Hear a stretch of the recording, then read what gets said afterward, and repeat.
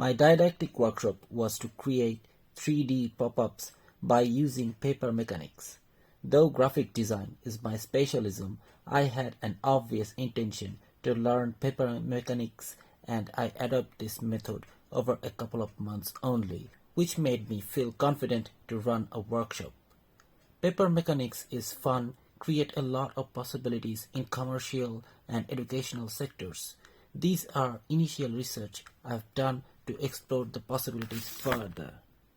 All of those books are equally mind-blowing, but this book, Paper Engineering, influenced me to rethink deeply about pop-up design, especially this chapter of Ron van der Meer. His creation is not only stunning but also extremely complex. He is the first paper engineer who insists adults to be fascinated by pop-up books as children. To understand the mechanism properly, I followed specific books and video tutorials from Duncan Birmingham, especially his YouTube channel, the Pop-Up Channel. Learning fundamental is the key. I followed the described principles and steps based on basic cuts, folds, and attachments to the base. After that, I create my own pop-ups by using advanced methods. This is how I come up with the projection of my workshop and set my objectives. My first objective was to deliver the fundamental knowledge of paper mechanics for pop-up design, by which my participants are able to make their first pop-ups.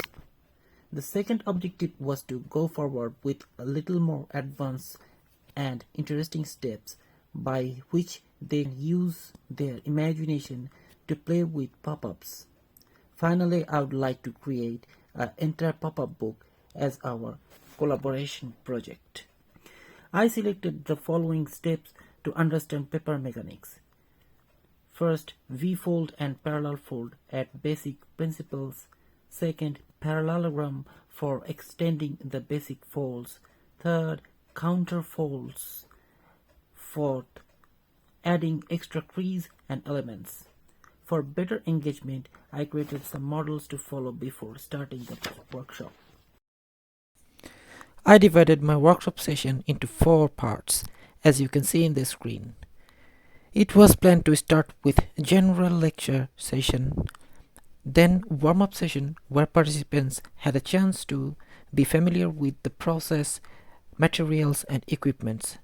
After that, a little more deep dive, and finally creating own pop-ups. In the material and equipment section, a couple of things needs to be considered. Number 1, glue. This solvent-based glue is stronger than the other glue and it dries quickly. Many professionals recommend this glue on their tutorial session. Number 2, paper. At least 180 GSM paper is good to go with. In the workshop day, I started with the explanation of fundamentals and principles of basic folds in brief. Gradually, I explained the V-fold, parallel fold, and parallelogram by using different book examples. I was a bit nervous because that was my first experience to run any kinds of workshops. To be honest, I missed some important examples also, which I prepared earlier but completely forgotten in my lecture session.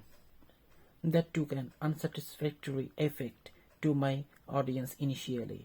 Some of them lose concentration, become puzzled because I didn't have any pre-planned presentation and a clear projection of my workflow. As soon as I realized my mistake, I re-explained the initial tasks and take the control back. I observed one thing. Most of them were struggling to create the basic folds. I took care of them one by one, and after sometimes all of them able to create their first pop-ups. Some of them create really good pop-ups, and most importantly, they look happier than before. In the next phase, I explained counter folds, adding extra crease and elements. I displayed my creation in front of them, which is a kind of like a funny mask to me, but everyone found it similar to different characters like Frog or even Megatron. Though they struggle to make their basic pop-ups, in this case I found them extraordinarily proactive. They tried to make different characters, adding elements frequently. Seems like they get back to their childhood. That was one of the happiest moments of my life. Here is one thing has to be noted. According to my previous plan, I aimed to go one step further.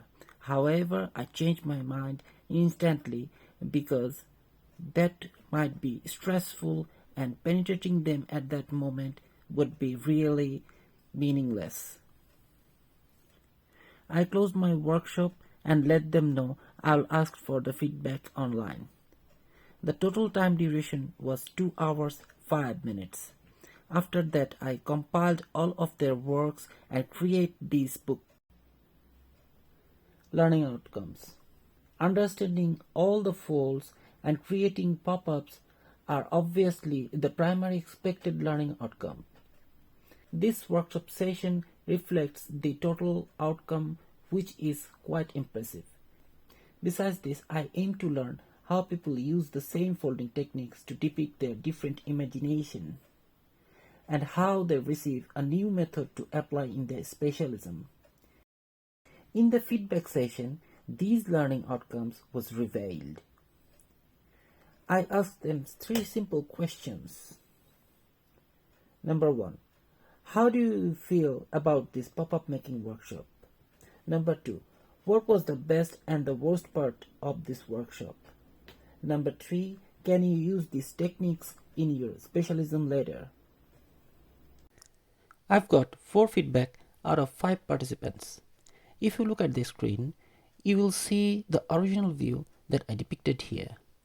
I marked their comments according to 4 categories: appreciation, unsatisfaction, prediction, and use in specialism.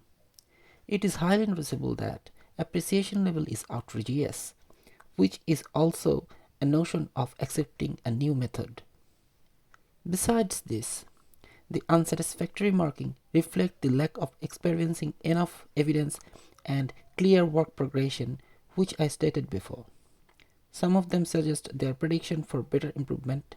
Moreover, we can see the possible use of pop-up design in their specialism, whether it might be used in mixed media art practice, photography, graphic design, and children art book illustration. To my mind, first I need to be more organized.